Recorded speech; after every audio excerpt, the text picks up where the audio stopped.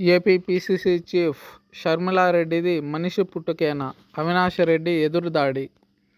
కడప లోక్సభ ఎన్నికల ప్రచారంలో భాగంగా ఏపీ పీసీసీ చీఫ్ షర్మిల తనపై చేసిన వ్యాఖ్యలపై కడప ఎంపీ అవినాష్ రెడ్డి స్పందించారు. మాట్లాడే వాళ్ళు ఎంతైనా మాట్లాడుకోవచ్చని, ఆ వ్యాఖ్యలను వాళ్ళ విజ్ఞతకే వదిలేస్తానని, అదే మంచిదన్నారు.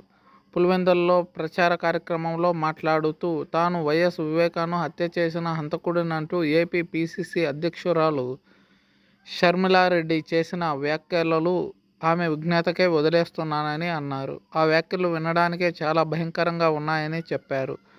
మసిపూసి బూడిద చల్లి తుడుచుకోమంటున్నారని, తుడుచుకుంటూ పోతే తిడుతూనే ఉంటారని షర్మిలను ఉద్దేశించి అన్నారు. మాట్లాడే వాళ్ళు ఏమైనా ఎంతైనా మాట్లాడుకోవచ్చని, కాకపోతే మాట్లాడే వాళ్ళు మనుషులైతే విజ్ఞత విచక్షణ ఉండాలన్నారు.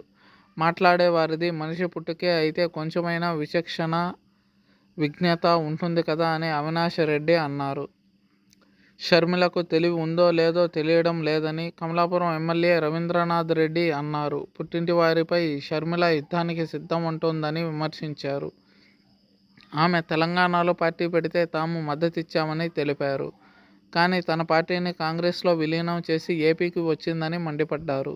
ఎర్ర గంగిరెడ్డి సాక్ష్యాలను తారుమారు చేస్తూ ఉంటే అవినాష్ చూస్తూ ఉండిపోయాడని సంచలన వ్యాఖ్యలు చేశారు కమలాపురం ఎమ్మెల్యే రవీంద్రనాథ్ రెడ్డి.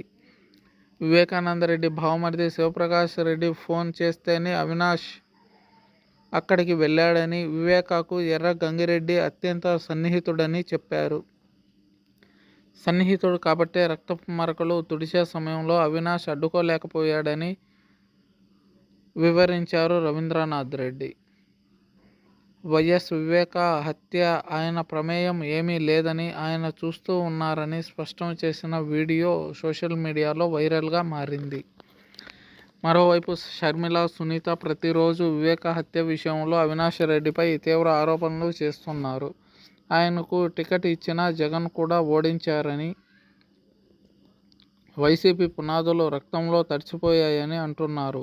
ఇప్పుడు ఆ ఆరోపణలకు సైలెంట్గా ఉండటం కన్నా ఎదురుదాడి చేయాలని వైసీపీ నిర్ణయించుకున్నట్లు తెలుస్తోంది.